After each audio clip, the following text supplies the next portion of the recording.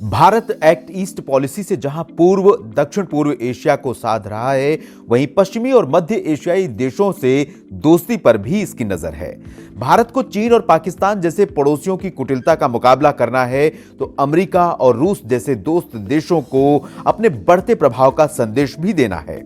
Geopolitical balance को बनाने में ज्वाइंट मिलिट्री एक्सरसाइज एक बड़ा माध्यम है। इस बहाने कई देशों को अपनी शक्ति का संकेत भी दिया जाता है। बदलती तकनीक के साथ युद्ध कौशल सीखने के लिए भारत की सेनाएं दुनिया के कई देशों के साथ युद्धाभ्यास करती रहती हैं। ये युद्धाभ्यास 3 श्रेणियों में होते हैं: डोमेस्टिक, बायलैटरल और मल्टीलैटरल। डोमेस्टिक एक्सरसाइज, जहां देश में ही तीनों सेनाओं के बीच संयुक्त युद्धाभ्यास होते हैं।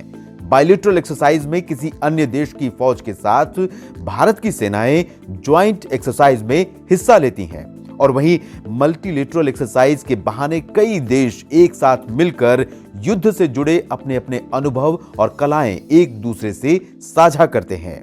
इस समय राजस्थान के जोधपुर में इंडियन एयरफोर्स और रॉयल एयरफोर्स ऑफ ओमान के बीच संयुक्त युद्धाभ्यास चल रहा है, जो बायलैटरल एक्सरसाइज है। युद्धाभ्यास के दौरान 2 सीटर सुखोई 30 और F-16 लड़ाकू विमान जोधपुर से लेकर जैसलमेर तक आसमान में गरजेंगे। दोनों देशों के फाइटर पायलट एक दूसरे के साथ को पायलट बनकर लड़ाकू विमान की तकनीक और युद्ध तकनीक साझा करेंगे। दोनों सेनाओं की ये 6ठी ज्वाइंट एक्सरसाइज ईस्टर्न ब्रिज 25 फरवरी तक चलेगी। समापन समारोह में इंडियन एयरफोर्स और RAFO के चीफ शामिल हो सकते हैं।